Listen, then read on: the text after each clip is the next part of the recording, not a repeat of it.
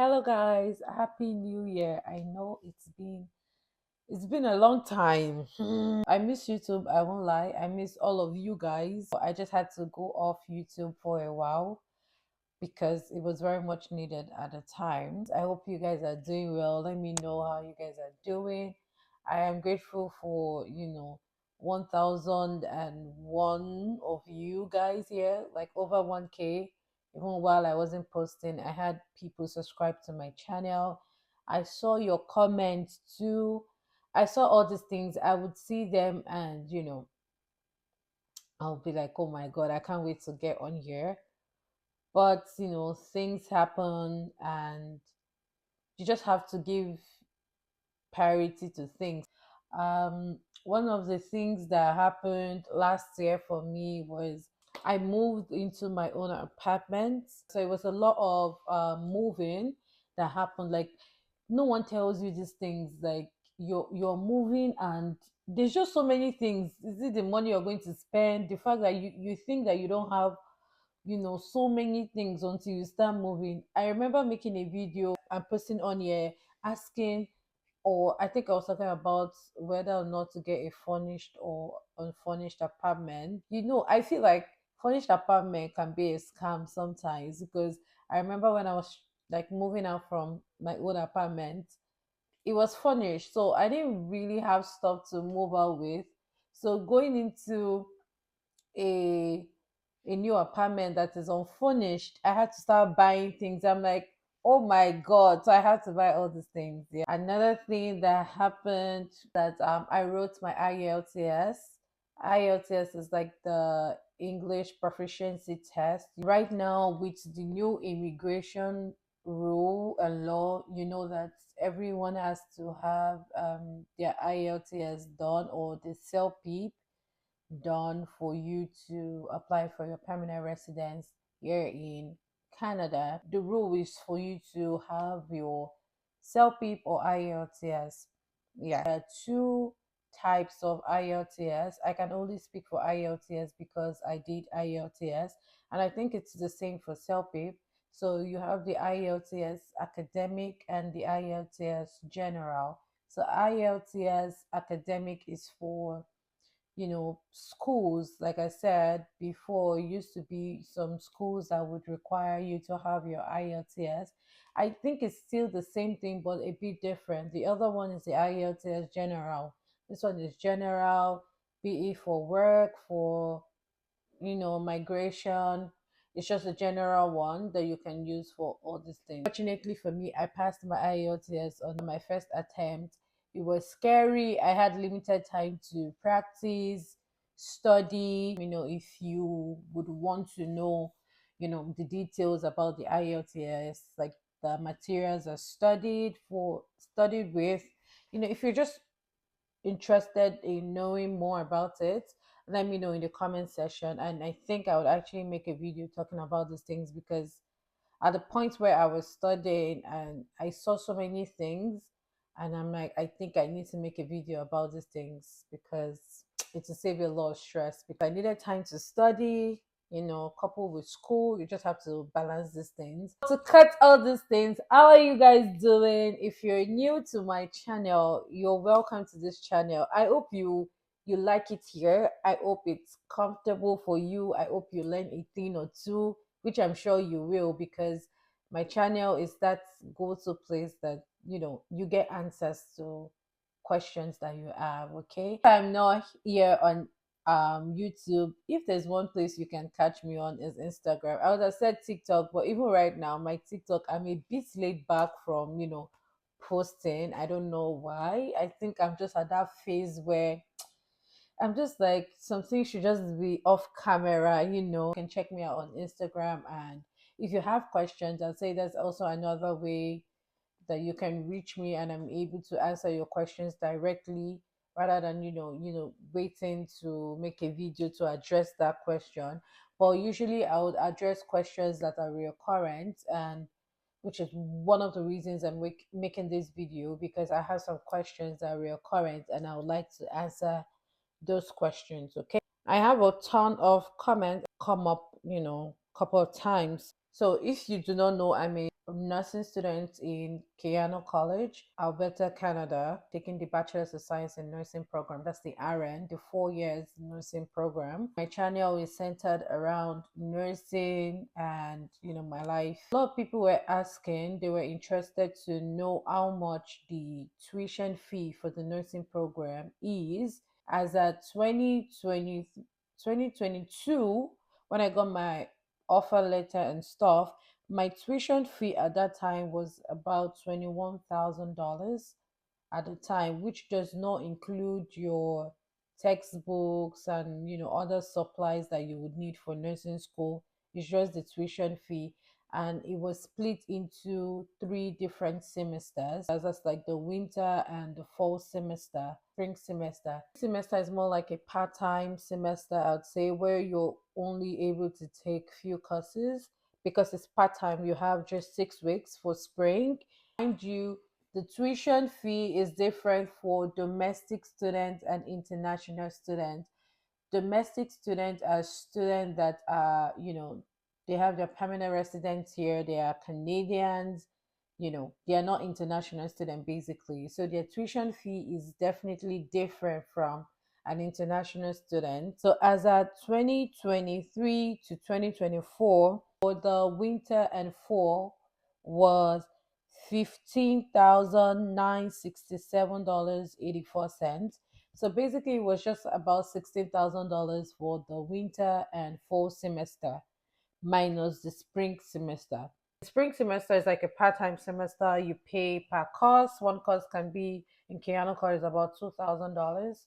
In your third year, you're gonna pay another amount. In your fourth year, you're going to pay U of A's tuition because it's a collaborative program between U of A and Keanu College. And if you're getting U of A's degree, you're going to pay the tuition, right? Someone was asking about how to balance work and school.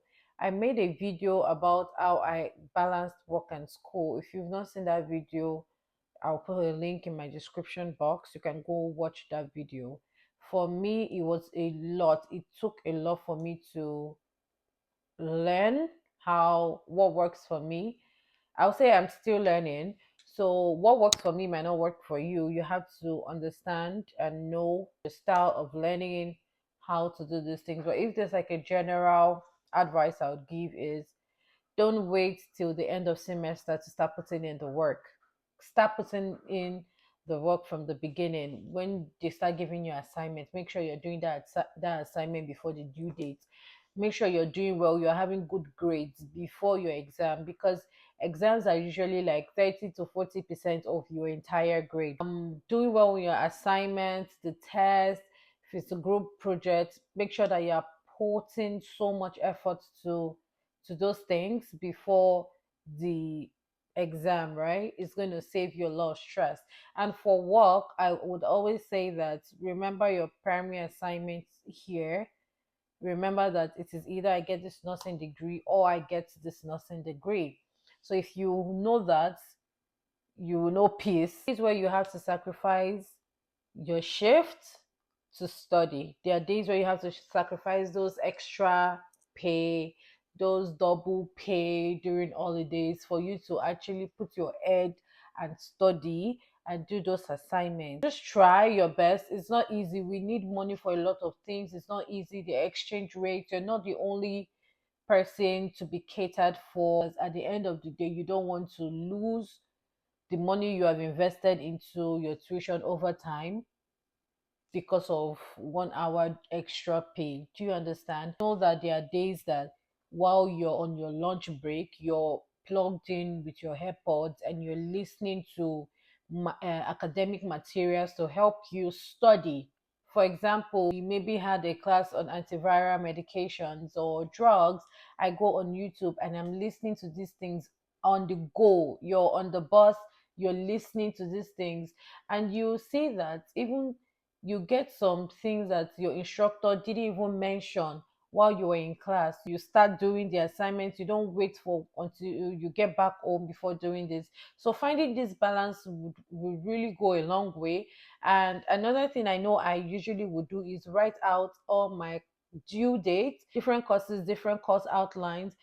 Make sure that you print it out. They set reminders, set alarm. I get a lot of people asking questions about that they were registered nurses from their country and they want to know how they can work here, or do they have to go back to nursing school here. One thing I would say is if you actually go through my YouTube channel, you watch my videos, you'll see that there was no time I ever said that I was a nurse back in Nigeria. No. Instead, I was a pharmacy technician back home in Nigeria. So I wasn't a nurse. I never had like a nursing license. I wasn't a registered nurse. Instead, I was like a registered pharmacy technician with my license back home. And for me, the way I was able to apply into nursing school was I did the normal application, go to the portal. And another thing I will tell you people, if you really want to maybe get information, send a mail, because that was what I did. I sent a mail to them telling them that, oh, I'm a pharmacy technician. I've taken this courses, and I'm looking to apply into nursing school. What are the things I would need? I sent my transcript to them with my O levels. So you can apply with your O levels, right? But I feel like to stand a higher chance, you can also apply with whatever you have. So if it's O levels, if you have like other certificates or degree that you have done that is related to the sciences, you can also apply. For instance, you did like maybe you studied biology in Nigeria and you want to apply to nursing school, yeah, you can apply with your O levels, yes, and also still use your biology transcript, because some way somehow I feel like if they review the transcript, you may have taken some courses that would, just help you. It doesn't mean that when you get here you won't take those courses again. You might eventually need to take those courses. It's just that it will boost your score, your aggregates when they are checking it. So for me, I sent my O levels to them with my transcript, and they were able to see that, oh, I've taken chemistry, I've taken math, I've taken biology, I've taken um, pharmacology, I've taken microbiology, I've taken a lot of courses, right? But it still didn't mean that I wasn't going to take the courses. It just helped my score boost a bit. Even getting here, I still take pharmacology. I still had to take anatomy and physiology. I still had to take microbiology. Do you understand? So it didn't reduce my course load, but instead it helped me boost my score. So if you're a registered nurse, I know they have like different pathways to becoming a nurse here in Canada. That information I can't really give because I'm still a student myself and I don't have, the information at my disposal. I made a video, is on my YouTube. I'll leave the link also in the description box, where I made a video with one of my classmates at the time asking how she was able to transition into the nursing program. Mind you, she was an art student from Nigeria but currently studying nursing. So one thing I would say that I was able to speak with her and I got from the session I had with her was, yes, she was an art student, but she didn't come to Canada directly from Nigeria. She was in the US. Hello. So she came to Canada directly from the US, not Nigeria. And from the US, she has been able to take some foundation courses in the sciences. So not like she was an art student and just came and applied to nursing and got into nursing. So it just means that if you have intentions to study nursing or studying any of these medical whatever, you have passion, you have to take some foundation, because you're an art student, you don't have the foundation of sciences, and there's no way you'll be able to blend. It's a bit difficult moving from arts to sciences, right? So for her, she took some foundation classes in the sciences, and those courses, the scores, the grade she had was what she was able to use to apply for the nursing program. I know for my school they have something that they do, a college preparation program. So the college preparation program is like a 1 year program. If you're not able to meet the aggregates for the nursing program, they can offer you the college preparation program. This program would help you boost your scores, your grades in, you're able to take foundation program, take chemistry, take biology, take mathematics, take these courses, so you have an idea of the sciences. Basically, you can't just come from art coming to science. Someone was asking what is the acceptance rate for Keanu College. If you go through my page, you will see people that have been here for a while know. It took 6 months for me to get my admission. I think they have a percentage that goes out to international students, a particular percentage that goes out to their own people. I applied as a matured applicant. So matured applicant is if you're over 21 years. College in general, so not the nursing program, of acceptance rate is between 70 to 84%. So like you stand a chance to get accepted. I hope you have learned a thing or two. Do not forget to subscribe to my channel. I love you guys so much. Thank you for the support. Thank you for always coming back to watch my videos. If you have questions, just let me know in the comment section, or you reach out to me on Instagram with my handle showing on your screen right now. See you guys. Bye.